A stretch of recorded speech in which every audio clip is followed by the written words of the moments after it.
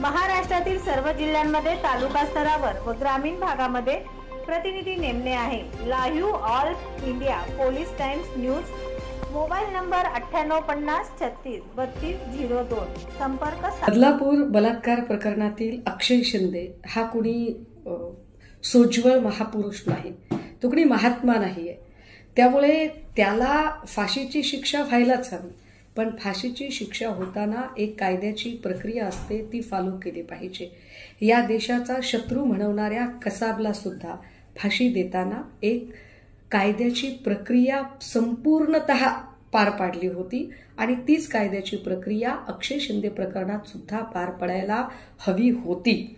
मात्र अक्षय शिंदेचा अशा पद्धतीने एन्काउंटर हे एका अर्थाने बदलापूर प्रकरणातलं सत्य बाहेर येण्याआधीच त्याला दडपून टाकण्याचा प्रयत्न केला गेलाय।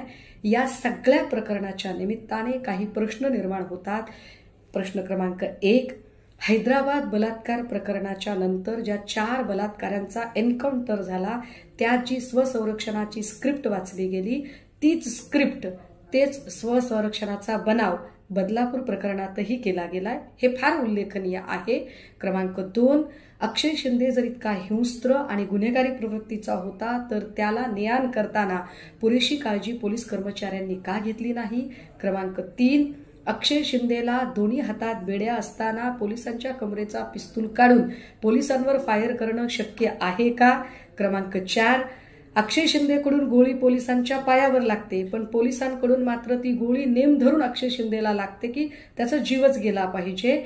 क्रमांक 5, पहिल्या दिवसापासूनच या संपूर्ण प्रकरणाची जी एकूण तपास यंत्रणा जी होती ती कमालीची संशयास्पद होती। पोलिसांचा तपासच संशयास्पद रीतीने होत होता।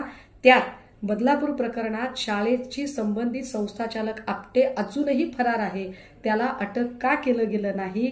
या सगळ्या प्रकरणाची, या सगळ्या प्रश्नांची उत्तरं पोलिसांनी दिलेली नाहीत। सबब या प्रकरणात हलगर्जीपणा करणारे हे सगळे जे पोलीस कर्मचारी आहेत ते तात्काळ निलंबित व्हायला हवेत। या प्रकरणामध्ये संबंधित सगळ्या आरोपींची आणि तपास करणाऱ्या अधिकाऱ्यांची सुद्धा नार्को टेस्ट व्हायला हवी।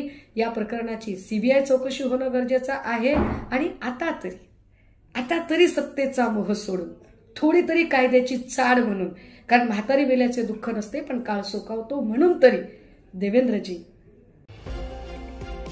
महाराष्ट्रातील सर्व जिल्ह्यांमध्ये तालुका स्तरावर व ग्रामीण भागामध्ये प्रतिनिधी नेमणे आहे। Live all India police times news, mobile number 9850363202। संपर्क